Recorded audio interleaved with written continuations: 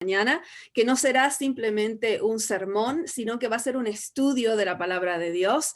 Así que antes de comenzar, les quiero animar que tomen sus Biblias en sus manos, como también algún papel para escribir y alguna lapicera o lápiz para tomar notas, porque hoy vamos a estudiar un tema muy importante.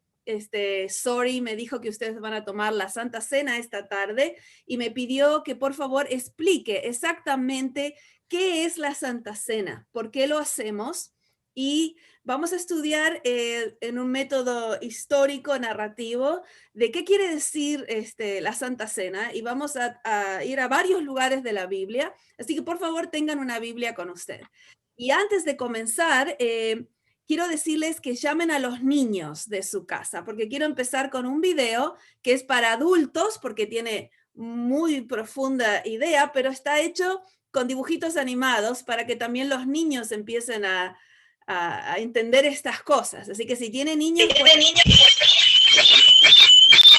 ver qué está pasando, si todos quedamos mudos, por favor, que por favor llame a los niños también, así que esto es para niños y para adultos. Así que voy a comenzar hoy con un video que les voy a compartir desde mi pantalla directamente, así que vamos a ver si lo podemos hacer aquí. Ahí vamos, espero que todos lo puedan escuchar.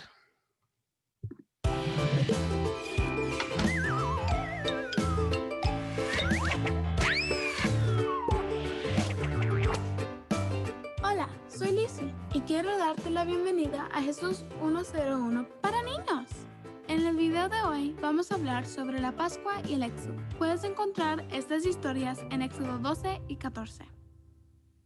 Cuando llegó el momento de abandonar la esclavitud en Egipto, Dios enseñó al pueblo de Israel una lección muy importante. Su libertad costaría la vida de un corderito. Ellos debían pintar los postes de la puerta con la sangre de ese cordero. Cuando llegara el ángel de la destrucción, él pasaría por alto esas casas que estaban pintadas con sangre y nadie sería lastimado. Este importante evento se llamó la Pascua y señalaba el verdadero Cordero de Dios, Jesús, que moriría para que pudiéramos ser libres. Debido a que tomó nuestro lugar, no tenemos que temer el futuro o el juicio de Dios ni nada más. Jesús es nuestro Cordero de Pascua, que nos da el regalo de la vida eterna. Después de muchos años de esclavitud, Moisés liberó al pueblo de Israel y comenzaron su camino hacia la tierra prometida. Pero había un gran problema. El Mar Rojo estaba frente de ellos y no podían cruzarlo. Pero Dios hizo un milagro. Dividió las aguas para que pudieran cruzar al otro lado. Cuando el pecado entró en el mundo, la raza humana también tuvo un gran problema. El pecado se interpuso entre nosotros y Dios. ¿Cómo podríamos cruzar a la tierra prometida de Dios? Me alegro que lo hayas preguntado. Jesús murió y resucitó, de modo que ahora hay un camino para todos los que creen en Él. Ese es el mayor milagro. Y ahora estamos en camino a la tierra prometida. ¿Estás entusiasmado? Yo sí. ¿Estás entusiasmado? Yo sí. Yo sí estoy entusiasmada porque sé que vamos camino a la tierra prometida. ¿Y cómo puedo saber eso? ¿Cuál es realmente la razón por la que puedo vivir con esta seguridad de la salvación? Hoy vamos a estudiar esto y, como les digo, por favor tengan una Biblia con ustedes, porque vamos a ver varias secciones de la Biblia que nos van a dar el completo cuadro de lo que es la Santa Cena. Hace muchos años atrás, yo había empezado el ministerio, hace como 20 años. Llegué a una iglesia bastante grande que tenía varios pastores y un día llegó un pedido bien raro a la iglesia, que yo nunca había escuchado ese pedido. Una sinagoga de la ciudad en la que estaba la iglesia, donde yo estaba trabajando en el ministerio, pidió que las iglesias cristianas del área vayan a servir la Pascua a la sinagoga. Yo nunca había escuchado esa clase de pedido y me pregunté qué era esto y por qué. Entonces me explicaron en esta iglesia, porque muchos años lo habían hecho ya, que los judíos de esa ciudad querían todos poder participar en la Pascua y necesitaban que otras personas que no eran judías les sirvan la Pascua.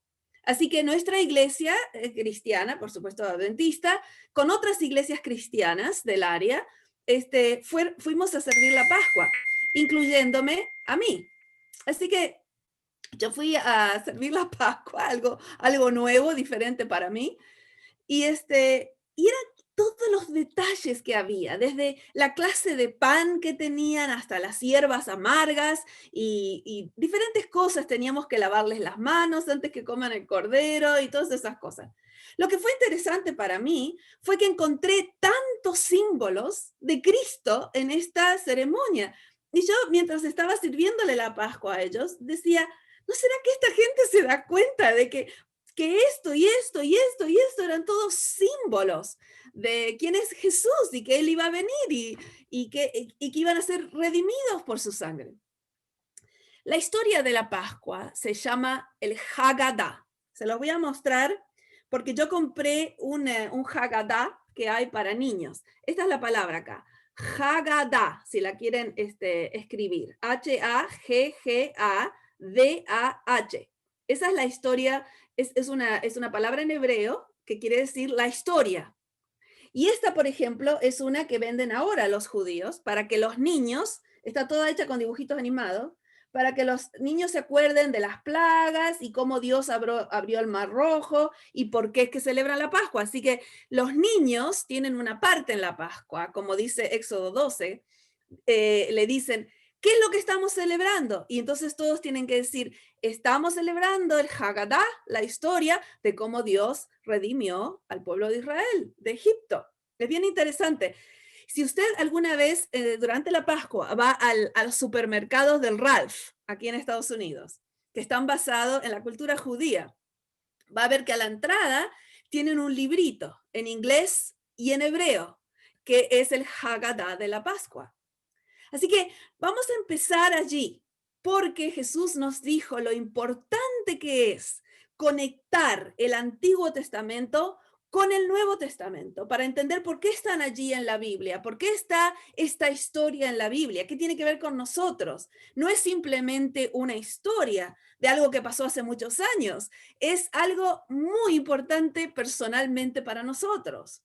Así que vamos a ahí vamos a ir entonces a este lugar. Vamos a empezar en el Éxodo capítulo 12.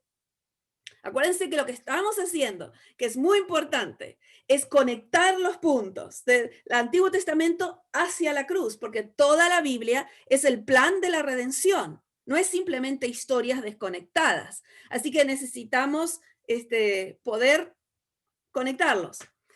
Y así vamos a aprender un poquito más del alto precio que Dios pagó por nuestra redención. Y esta tarde, cuando tomen la Santa Cena, por primera vez quizás, van a ver toda la historia que está incluida cuando tomen esos símbolos de la muerte de Cristo. Así que empezamos en Éxodo 12. Vamos a tener hoy 4 mesas. Mire, hice lo mejor que pude para entrar 4 mesas en la pantalla. Así que estén seguros de que están cerquita de la pantalla para poder las 4. Por las dudas, le puse número. Aquí está la número 1, la número 2, la número 3 y la número 4. Apenas me puedo mover porque tengo las 4 mesas al lado mío. Así que acuérdense que hoy vamos a estudiar la mesa de la Cena del Señor, que tiene 4 etapas. Así está representado por 4 mesas y cada una tiene una taza y pan, una taza y pan, una taza y pan, una taza y pan. Así que empezamos en la primera mesa, que está en Éxodo 12. Así que vamos allí. En Éxodo 12 tienen que acordarse lo que ha pasado. Tenemos un pueblo esclavo por cientos de años y esta noche Dios les dice que van a preparar una cena especial porque están por ser redimidos. Es muy interesante, porque no solamente es una cena especial, sino que van a empezar a contar su calendario desde ese momento en adelante. Así que vamos a Éxodo capítulo 12, versículo 2, cuando Dios está dando las instrucciones a Moisés y a Aarón de qué va a ser esta cena. Voy a leer en Éxodo 12, versículo 2. Este mes os será principio de los meses. Para vosotros será este el primero en los meses del año. Así que dice Dios, vamos a empezar a contar el tiempo de nuevo. Ustedes han estado cientos de años esclavos y ahora, en este mes, van a empezar a contar de nuevo, como que empieza aquí el tiempo para ustedes. Es la inauguración del calendario religioso de Israel y va a comenzar basado en los actos redentivos de Jehová. Así que ellos van a empezar como nación y como pueblo a contar el tiempo de cero. Ahora basado en el hecho que Dios los está por redimir, que los está por libertar.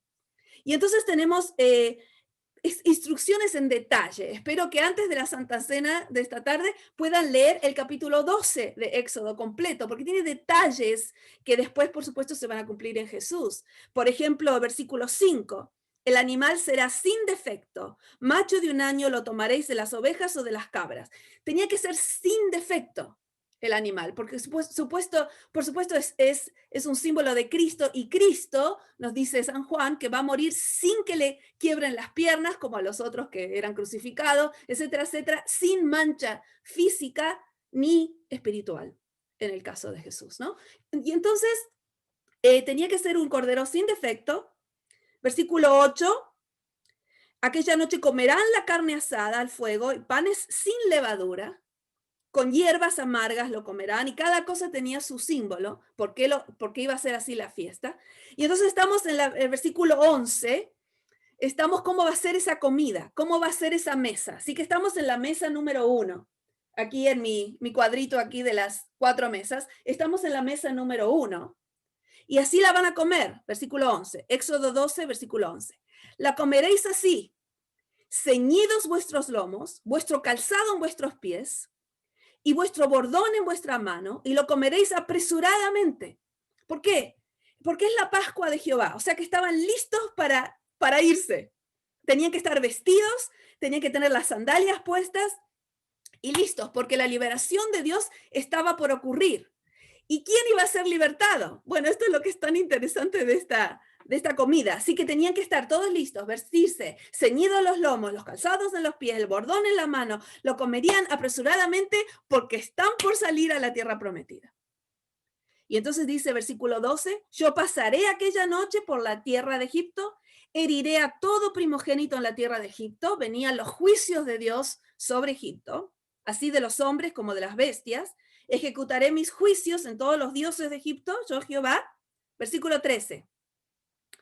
La sangre de ese cordero de Pascua os será por señal entre las casas donde vosotros estéis, y veré la sangre y pasaré de vosotros. O sea que ellos tenían que poner la sangre en los dinteles de la puerta, arriba y el costado de ese cordero pascual, y cuando el ángel del juicio viniera, pasaría por alto esas casas donde estuviera la sangre. O sea que la sangre iba a ser la señal. La sangre iba a ser la señal por la que serían pasados por alto. No habrá entre vosotros plaga de mortandad cuando yo hiera la tierra.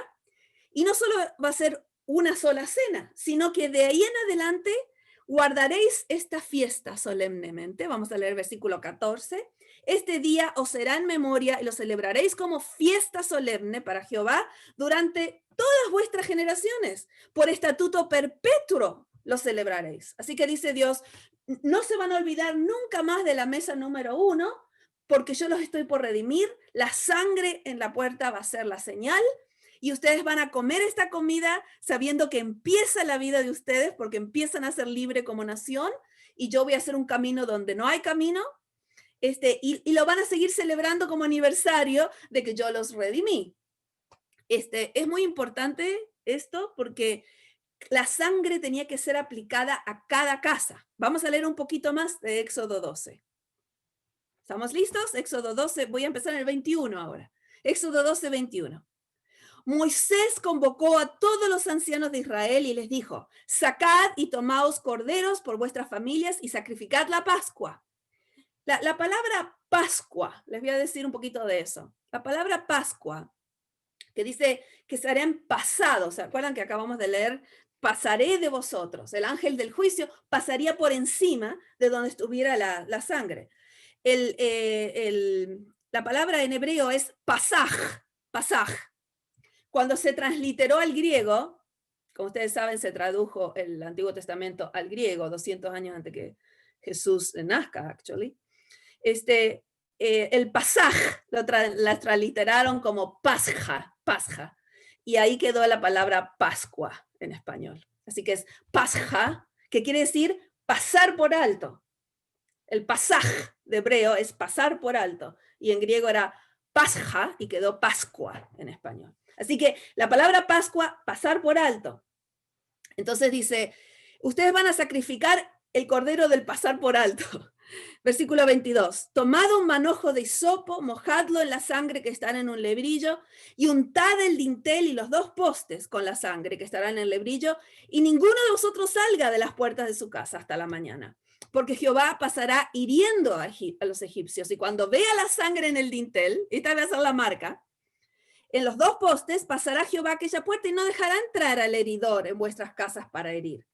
Versículo 24. Guardaréis esto por estatuto para vosotros y para vuestros hijos para siempre. Y cuando entréis en la tierra que Jehová os dará, como prometió, guardaréis este rito. Así que iba a seguir perpetuo este rito. Lo que yo lo llamo una fiesta recordatoria de redención. Iban a seguir tomando una vez al año para no olvidarse que Dios los había redimido de la esclavitud. Guardaréis este rito. Versículo 26. Ahí está la parte donde los niños entran, que todavía celebran hasta hoy los judíos. Los niños dicen, versículo 26, ¿qué es este rito vuestro? Y vosotros responderéis, es la víctima de la Pascua de Jehová, el cual pasó por encima, ahí está la palabra pasaj, el cual pasó por encima de las casas de los hijos de Israel en Egipto cuando hirió a los egipcios y libró nuestras casas. Entonces el pueblo se inclinó y adoró. Cuando se da cuenta, tenemos pocas veces que Israel adora, y esta es una de ellas. Cuando se dieron cuenta que Dios había hecho un camino para que salgan de la esclavitud, dice que cuando terminaron las explicaciones sobre la Pascua, adoraron. Bueno, vamos a resumir un poquito esto. El cordero, la sangre del cordero, iba a ser la señal, la marca de protección. Acá dibujé una casita. Imagínese que esta es una casita. Imagínese que usted vivía dentro de esta casita en Israel.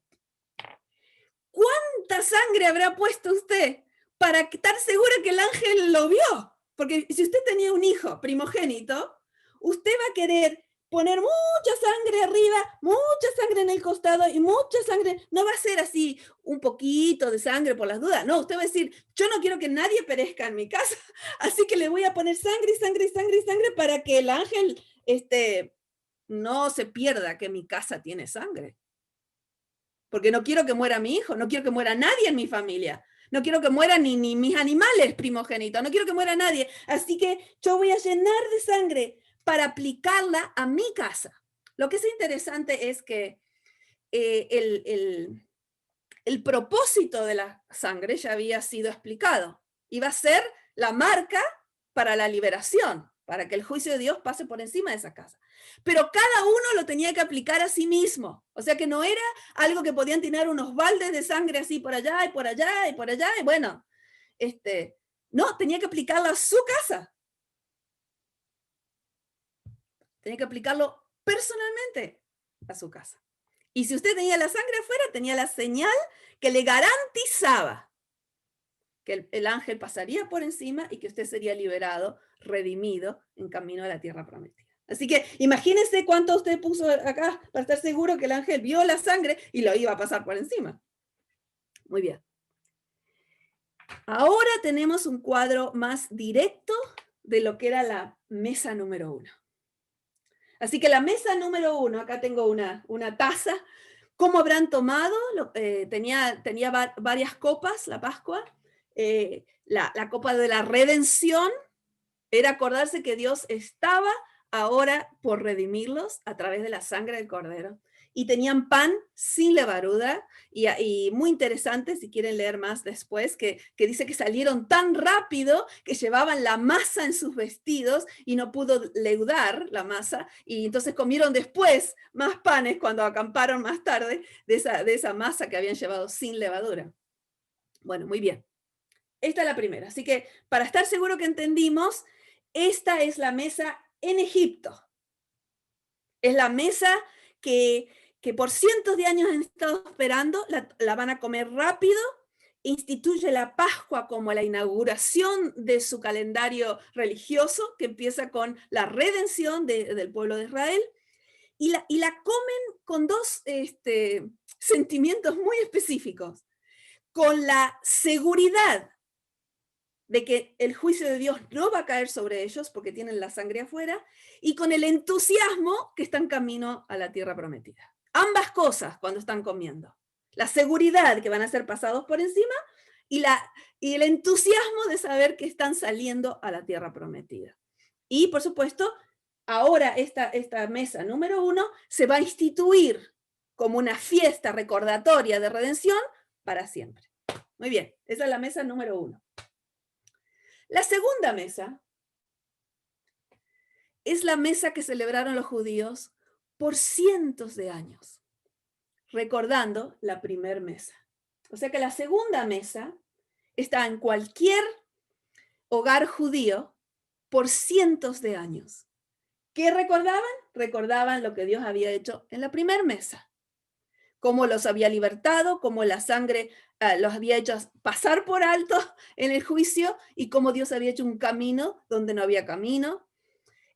Tenían todas estas partes que hasta el día de hoy tienen los judíos, las hierbas de la aflicción, el pan de la aflicción, las copas, recordando la mesa número 1. Así que la mesa número 2 se practica por años y años y años. Y quiero decirle una de estas cositas muy interesantes que aprendemos cuando estudiamos la historia. Recitaban el Haggadah, ¿se acuerdan de esa palabra que les mostré? El Haggadah. Recitaban la historia de la Pascua y la comían reclinándose. Eso me resulta muy interesante porque a veces las traducciones no dicen esos detalles, pero se reclinaban hasta el día de hoy, se reclinaban porque reclinarse era la forma en la que los que eran libres comían, se podían reclinar. Entonces, muchas veces las películas que vemos de la última cena de Jesús, los vemos reclinando en una mesa bajita. Reclinar quería decir que usted era libre, porque los siervos no podían reclinar, ellos estaban parados sirviendo a los otros. Pero los que estaban tomando la Pascua en las mesas judías, reclinaban, es una palabra bien específica, se reclinaban.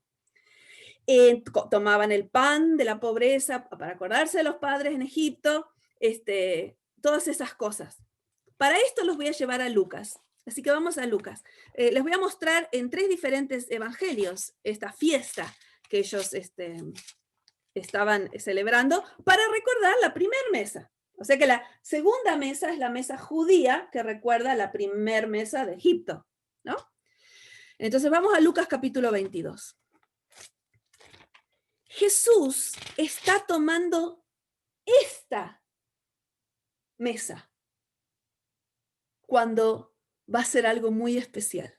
O sea que esta mesa aquí pasó cientos de años atrás en Egipto y Jesús, como todo el resto de los judíos, la celebraba una vez al año para acordarse de la número 1. Pero ahora estamos en la mesa número 2. Pasaron cientos de años y Jesús, como todo el resto de los judíos, está celebrando la mesa número 2. Recordando la mesa número 1. Y entonces en el capítulo 22 de Lucas, en el versículo 14, de ahí vamos a empezar, Lucas 22, 14, cuando era la hora, y la mayoría de las traducciones nuestras dice se sentó a la mesa, pero el verbo en griego también se traduce se reclinó en la mesa. Y en inglés la han traducido así, dice recline, se reclinó, que es muy importante porque era la posición que asumía el que ahora era libre, que estaba recordando que antes habían sido esclavos hace muchos años. Y Jesús ahora se reclina porque él es judío, es de la nación libre ahora. se reclina a la mesa con los apóstoles, versículo 15, y miren lo que les dice. Estoy en Lucas 22:15. Y les dijo, ¿cuánto he deseado comer con vosotros esta Pascua?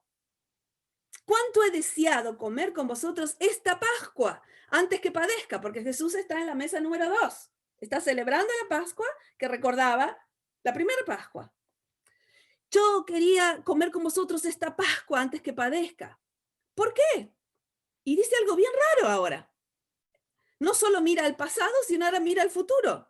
Versículo 16. Porque os digo que no la comeré.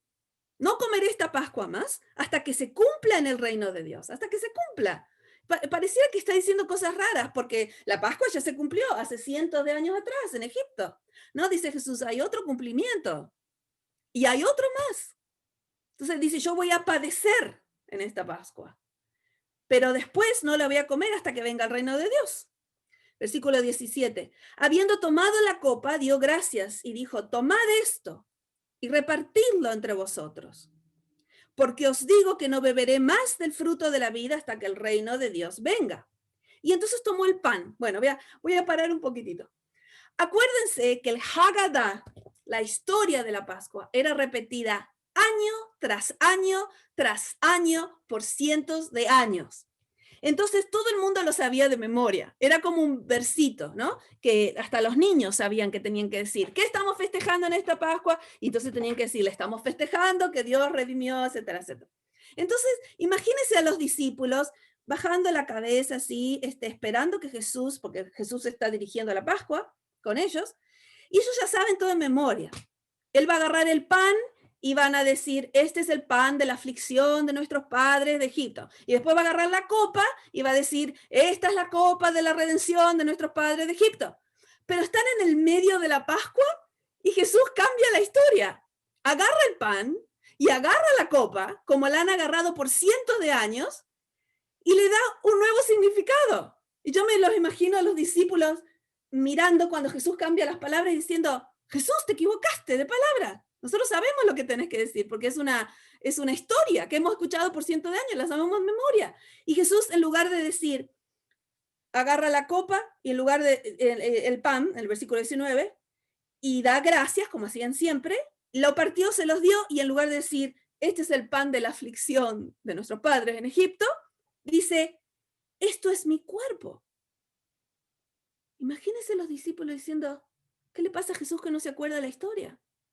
No, dice Jesús, les voy a decir lo que quería decir todo esto.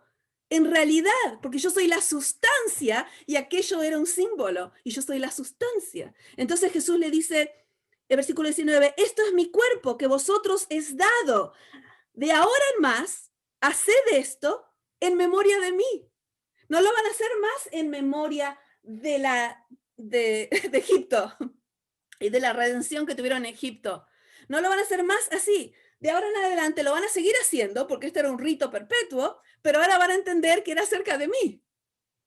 Entonces dice, haced esto en memoria de mí. Versículo 20. De igual manera, después que hubo cenado, tomó la copa. Imagínense, esta es la copa que siempre tomaban. Tomó la copa y le dijo, esta es la copa de un nuevo pacto en mi sangre, que por vosotros se derrama. O sea que toma las mismas cosas que ellos tenían en la 1 y le dice, de ahora en adelante esta mesa va a ser diferente. Porque en lugar de celebrar esta fiesta recordatoria de redención en relación a Egipto, la van a celebrar como una fiesta recordatoria de redención, pero en mi sangre y en mi cuerpo. Ahora, es muy importante que entienda que la mesa número 2, donde Jesús dice, de ahora en más lo hacen en memoria de mí, tenía el mismo contexto que tenía la número 1. O sea que Jesús está tomando la Pascua y todo lo que tenía que ver con la número 1 sigue válido en la número 2. Nada más que ahora entendemos que era la sangre de Jesús. No era ya la sangre de un cordero, sino la sangre de Jesús. Y el que estaba bajo la sangre en su puerta estaba seguro. Estaba seguro de las plagas, estaba seguro de todo porque estaba bajo la sangre. Entonces Jesús dice, es mi sangre. El que está cubierto con mi sangre sigue estando seguro del juicio, como estuvieron ellos seguros en el juicio. Usted está seguro en el juicio porque esta es mi sangre y yo estoy muriendo por ustedes para que ustedes puedan ser libres. Eso se está poniendo cada vez mejor.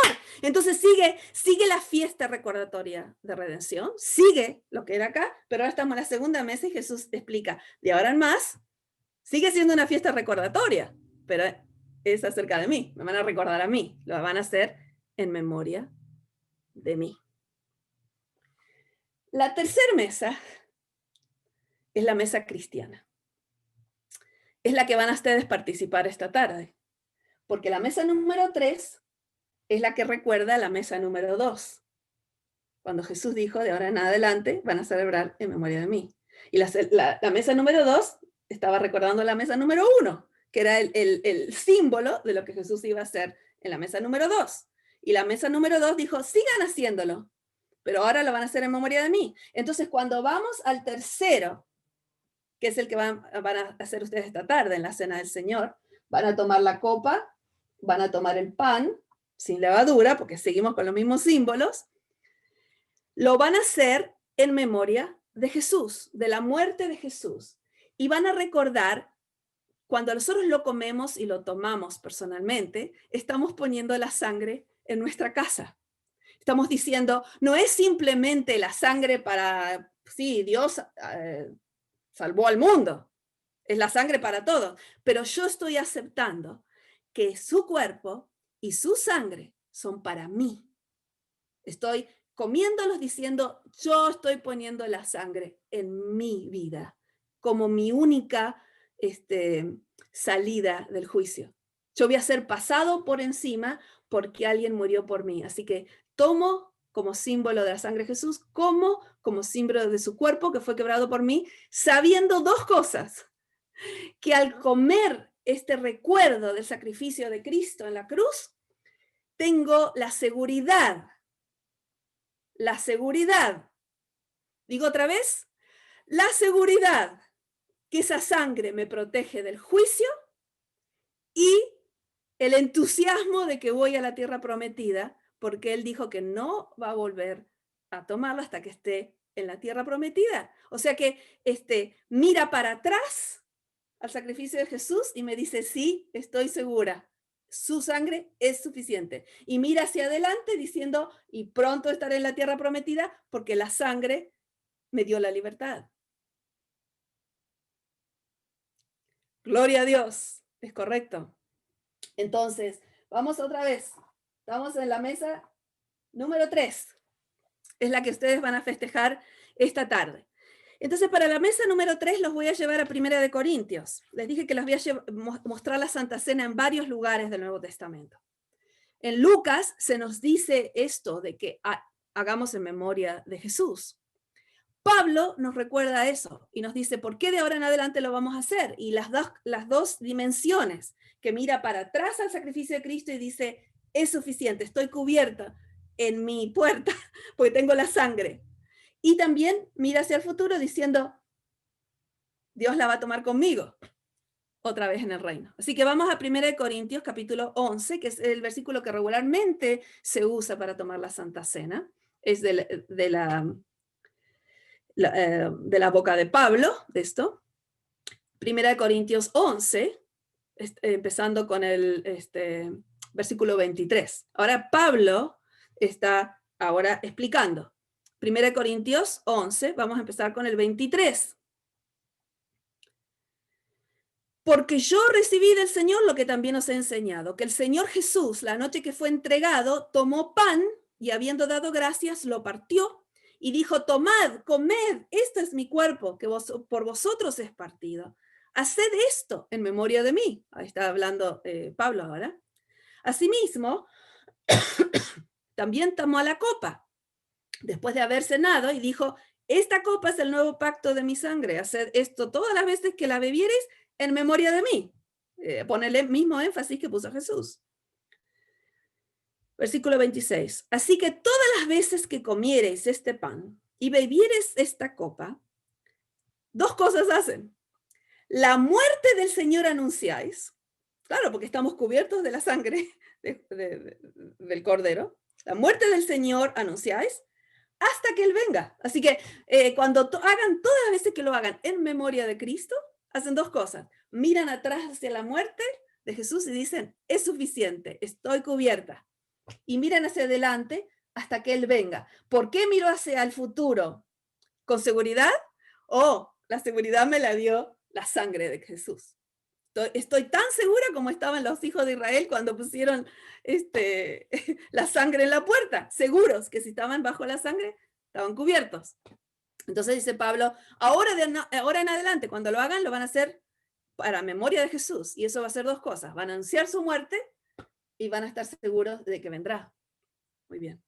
Entonces, la mesa número 1 es en Egipto, cuando se están listos por ser libertados, con la seguridad de que la sangre es suficiente para que el ángel del juicio los pase por arriba y van a ser libertados, redimidos y en camino a la tierra prometida. La segunda mesa es la mesa judía, que recordaba la mesa número 1 por cientos de años, y Jesús estaba tomando esa mesa cuando cambió el Haggadah, cuando cambió la historia de la Pascua y dijo, aquello era solo un símbolo, era acerca de mí, el pan es mi cuerpo, la copa es mi sangre, que es derramada por vosotros. Así que de ahora en adelante no lo van a hacer recordando a Egipto, lo van a hacer recordándome a mí, que estoy por padecer para que ustedes puedan tener vida eterna. Muy bien. La tercera es la que ustedes van a tomar hoy.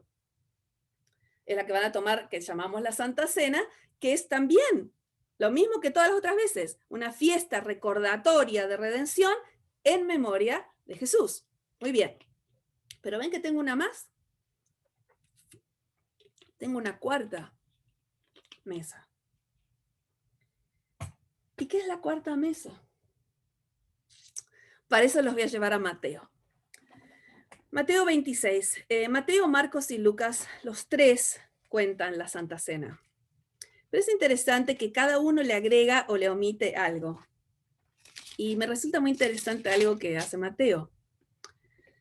Mateo capítulo 26, otra vez en la Santa Cena. Vamos al versículo 26. Mateo 26, 26. Es la misma historia que cuenta Marcos y que cuenta Lucas de la Santa Cena. Versículo 26. Mateo 26, 26. Mientras comían, tomó Jesús el pan y lo bendijo y lo partió y dio a sus discípulos y dijo, tomad, comed, esto es mi cuerpo. Acuérdense que estaban tomando la Pascua y ahí lo explicó.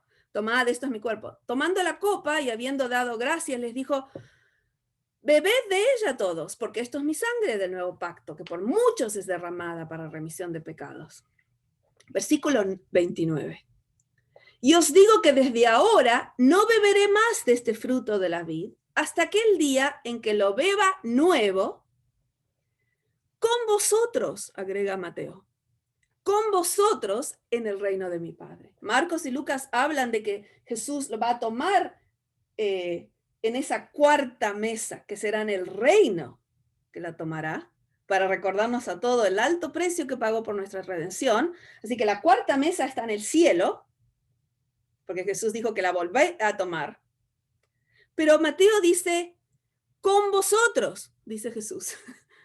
Y esas dos palabritas, con vosotros, siempre me llamaron la atención. ¿Quiénes son los con vosotros? ¿Quiénes son los con vosotros? Bueno, por supuesto, decimos, nosotros sabemos quiénes son, porque Jesús está tomando la Pascua con sus discípulos. Si leemos el contexto tanto de Mateo como Marcos como Lucas, dice que Jesús estaba tomando la Pascua con sus discípulos. Y entonces les dice que hagan esto en memoria de él, y les dice, y yo las voy a volver a tomar en el reino. Así que va a haber una cuarta mesa, dice Jesús, en el reino, y voy a estar con vosotros. Y nosotros decimos, bueno, por supuesto, los apóstoles, ellos llegaron por 3 años a vivir con Jesús. Hasta la Iglesia Católica lo tiene como santos. Gente santa, decimos nosotros. Pero ¿será que el vosotros me incluye a mí? Porque después de todo yo no soy como los apóstoles. Ellos no solo que vivieron con Jesús 3 años, sino que fueron testigos de la cruz. Y no solo que fueron testigos de la cruz, sino que lo vieron morir y supieron que resucitó, y después se hicieron los evangelistas del primer siglo. Y los apóstoles estaban en autoridad de la iglesia cristiana. Y por supuesto, los vosotros los incluyen a ellos. porque era lo más perfecto, decimos nosotros, que puede haber en este mundo, el que vivió con Jesús, el que tuvo el privilegio. Pero cuando estudiamos a los discípulos, vemos que tuvieron muchas faltas, como tenemos nosotros. Por eso, antes de terminar hoy, tengo que llevarlos a Marcos y a lo que pasa en Marcos con la Santa Cena. Marcos capítulo 14 es la misma historia que hemos visto en Mateo. La vimos de Mateo 26, la vimos de Lucas 22, la vimos de 1 Corintios 11, toda la misma mesa. Pero algo interesante pasa en Marcos. Marcos se cree que es el evangelio que fue primeramente escrito, antes de todos los otros. Y se cree que Marcos es la versión de Pedro del evangelio, porque si ustedes estudian el libro de los Hechos, van a ver que Juan Marcos viajaba con Pedro, era el acompañante de Pedro en el libro de los Hechos. Y se cree que este evangelio fue el que le contó Pedro a Marcos, Pedro que había vivido con Jesús por todos esos años, que le contó el evangelio a Marcos y que Marcos lo escribió. Hay muchas razones por las que creemos eso y no tenemos mucho tiempo para explicarlas ahora, pero sí les voy a decir que el evangelio de Marcos es el que muestra a Pedro en la peor luz de todos los evangelios. O sea que constantemente Pedro está mal. Él cree que tiene todas las respuestas, cree que él es el fuerte, cree que le puede decir a Jesús lo que tiene que hacer. Cuando Jesús dice que va a ir a la cruz, Pedro le dice, no, no vas a ir a la cruz. Cuando Jesús hace una pregunta, Pedro la contesta. Pedro es el de la boca grande. Es el que tiene todas las respuestas, el que nunca va a fallar, el que es fuerte. Jesús dice lo que dicen todos los evangelios en la última cena. Vamos ahí. Marcos 14, versículo 22 es donde vamos a empezar. Marcos 14, 22. Mientras comían, Jesús tomó pan y bendijo y lo partió y les dio, diciendo, tomad, esto es mi cuerpo. Y tomando la copa y habiendo dado gracias, les dio, bebieron de ella todos. Y les dijo, esto es mi sangre del nuevo pacto que por muchos es derramada. De cierto os digo que no beberé más del fruto de la vida hasta que el día en que lo beba nuevo en el reino de Dios. Versículo 26, estoy en Marcos 14, 26. Cuando hubieron cantado el himno, salieron al monte de los olivos. Y entonces Jesús dijo algo muy extraño, que lo dice en la mayoría de los evangelios. Versículo 27. Jesús les dijo, todos os escandalizaréis de mí esta noche. Alguna de las versiones dice, todos me abandonaréis esta noche. Porque escrito está, heriré al pastor y las ovejas serán dispersas. Pero después que haya resucitado, iré delante de vosotros a Galilea. ¿Qué Dios es este? ¿Qué Dios es este? Que les dice, hago un pacto con ustedes. Esta es mi sangre, este es mi cuerpo. Y de paso, todos ustedes me van a fallar esta noche. Él hace el pacto antes, pero ya sabe que le van a fallar. Él sabe que todos los discípulos lo van a abandonar. Él sabe que todos los discípulos se van a escandalizar de él esa noche y que lo van a abandonar.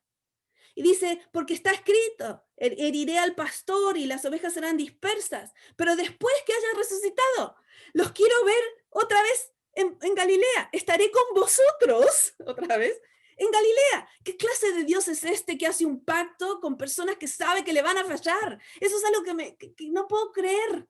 Uno diría, no, está haciendo un pacto con los que no le van a fallar.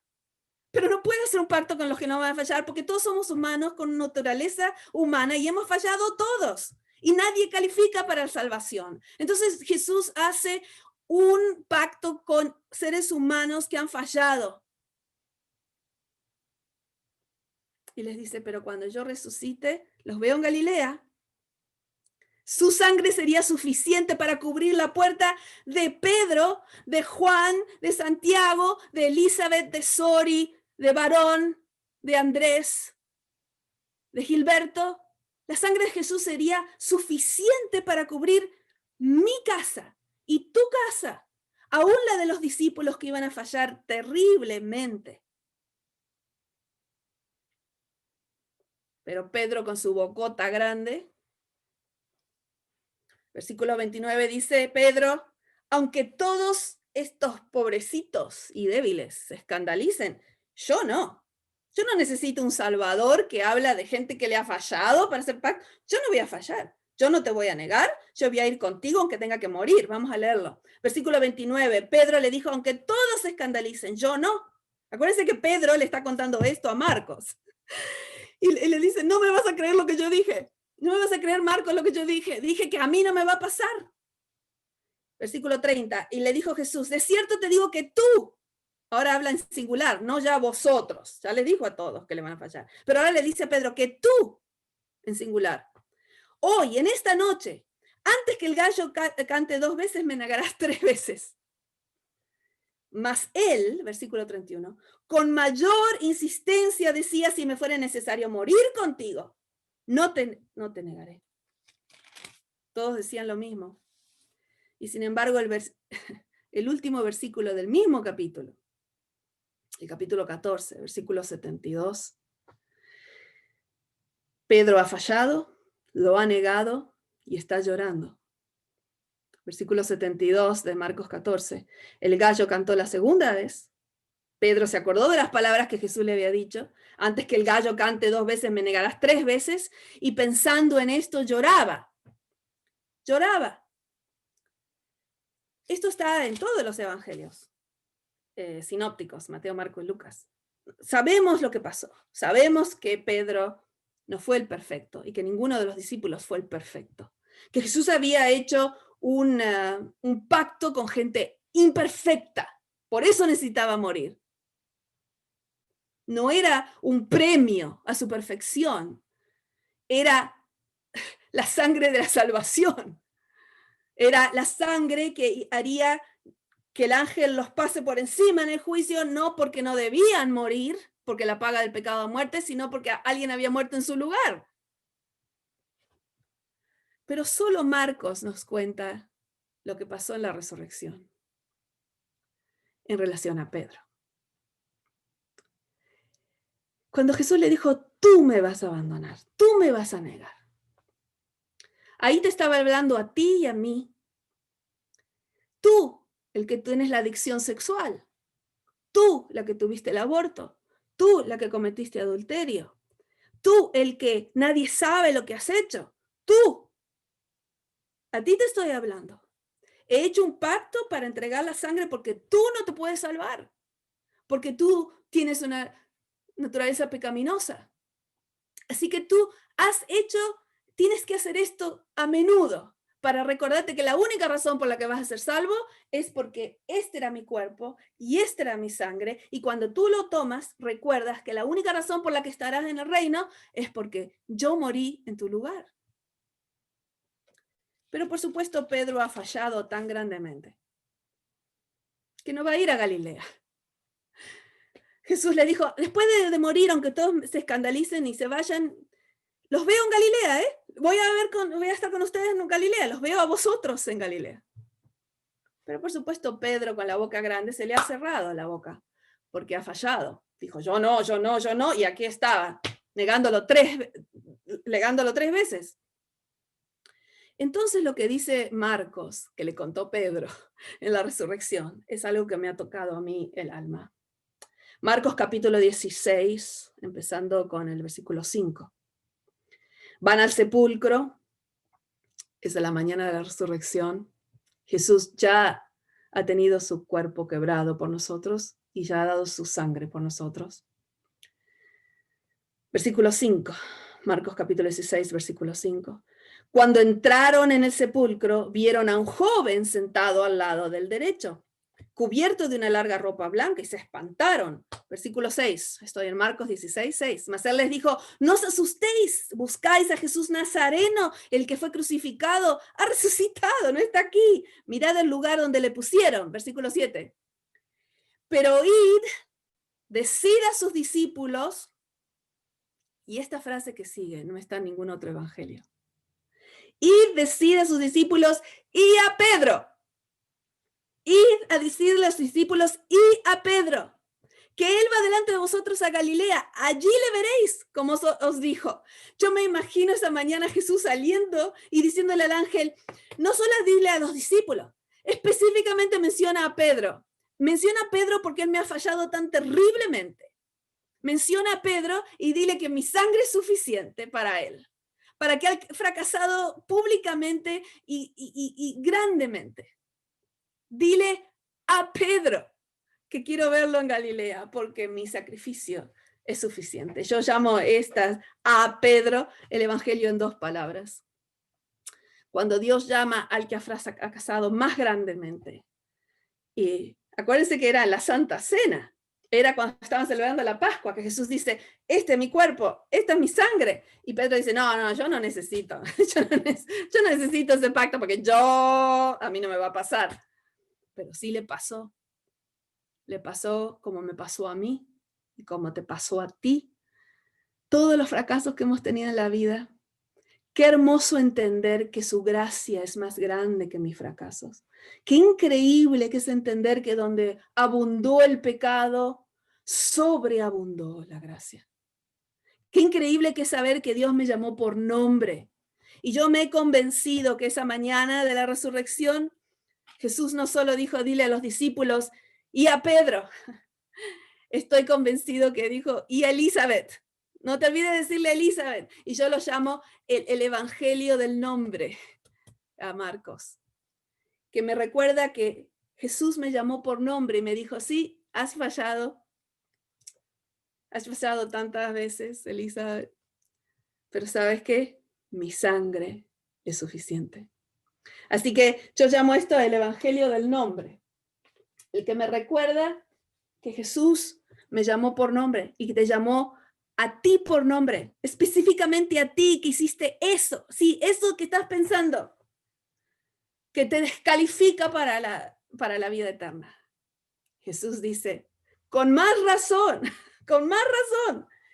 toma mi cuerpo, bebe mi sangre, como símbolos de recordar que la sangre en la puerta es suficiente y que el ángel del juicio pasará por encima solo por una razón, no porque fuiste perfecto, no porque no tuviste pecados, no porque hiciste la carrera perfecta, sino porque tienes un Salvador y su sangre logró lo que tú no podías lograr. Todos me abandonarán. Sí, todos nos descarriamos como ovejas, dice Isaías 53, pero Jehová puso sobre él el pecado de todos nosotros. Entonces, la representación que van a hacer ustedes esta tarde es acordarse que hay una mesa simbólica. Es una fiesta recordatoria de redención, donde uno aplica el sacrificio de Cristo a mí mismo, como si estuvieran puesto la sangre en la puerta. Hay 4 mesas, la original del Éxodo, la que Jesús estaba tomando recordando la del Éxodo, pero ahí cambia la historia y dice, de ahora en adelante la van a hacer en memoria de mí. Esta, la número 3, es la mesa cristiana, donde recordamos lo que hizo Jesús, y pronto estaremos en la 4ª, donde estaremos tomando la Pascua con todo el significado de la muerte de Jesús. Cuando hayamos sido redimidos, estemos en el cielo, en el reino, que la tomará con nosotros. ¿Y quiénes son los vosotros? Soy yo, eres tú. Todos los que hemos fallado tan grandemente, los que vivimos con la naturaleza pecaminosa, y sin embargo vivimos con la seguridad de la salvación porque su sangre es suficiente. Esto es un recuerdo que seremos pasados por alto en el juicio porque la sangre, nos escondemos bajo la sangre de Cristo. Esto es lo que significa la justificación por la fe. Que no somos justificados por las obras, sino que somos justificados por la fe en la sangre que nos cubre. Así que de ahora en adelante, cuando tomes esta cena, y cada día realmente, ve a la cruz y vive sin miedo del juicio, porque no hay condenación para aquel que está en Cristo Jesús. No hay condenación para el que está en Cristo Jesús. ¿Por qué no hay condenación? Porque Él pagó el precio. vive sin miedo. En el medio de la pandemia, en el medio de la crisis, cuando no sabemos si nos estamos agarrando el COVID o no, sí, vamos a lavarnos las manos, vamos a usar máscara, vamos a hacer todo lo que podemos hacer como responsables del templo de Dios que nos dio en este cuerpo, pero sin miedo, sin ansiedad. Si Él decide que vamos a morir o decide que vamos a vivir, ya sabemos cómo termina la historia, porque la vida eterna Él ya la compró con su sangre y con su cuerpo. Así que en el medio de la pandemia no vamos a tener miedo de la pandemia, ni de las plagas, ni del juicio venidero, ni del fin del mundo, porque vamos a vivir con la seguridad. ¿Con qué seguridad? De que su sangre es suficiente. Y ya estamos en camino a la tierra prometida. Hizo un camino donde no había camino. Y la seguridad está en la sangre. Por eso esta tarde, cuando tomen el pan, tomen la copa, lo que van a estar haciendo es nuevamente lo que se hizo por siglos de siglos de siglos. La fiesta de recordación redentiva. Y al tomarlos van a decir, por favor, en mi vida, cúbreme con tu sangre. La Iglesia Adventista practica lo que se llama la cena abierta, inclusiva. Una persona no necesita ser miembro de la Iglesia Adventista para tomarla, porque no es para perfectos. No es para una persona que se cree saber todo, no es para la persona que es tan santa que apenas necesita un salvador. La cena del Señor es para todos, nos damos cuenta que necesitamos de su cuerpo y de su sangre para la seguridad de la salvación. Y cuando la tomas, miras a dos lugares, atrás en la cruz para la seguridad de la salvación y adelante a la cuarta mesa, que tienes la garantía de que estarás con él en el paraíso, solo porque su sangre fue suficiente. La cruz nos liberó de la muerte. Estamos en camino a la tierra prometida. Y vamos a proclamar el Evangelio. ¿Qué es el Evangelio? Las buenas nuevas de salvación. Las buenas nuevas y que Cristo murió en mi lugar. Acuérdense que la última señal que queda para que venga Jesús es que el Evangelio será proclamado. Y entonces vendrá el fin. No es que vamos a predicar todas las doctrinas, no es que vamos a evangelizar de cómo tienen que cambiar su vida. Aunque hagamos todas esas cosas, las señales que van a ser predicadas, las buenas nuevas de que hay suficiente sangre para todos, y el que lo acepte será pasado en el juicio y está en camino a la tierra prometida. Así que, cuando tomes la copa, tomes el pan. Fija tus ojos en Cristo, tan llenos de gracia y amor. Y lo terrenal, sin valor será, a la luz del glorioso Jesús. Bendiciones.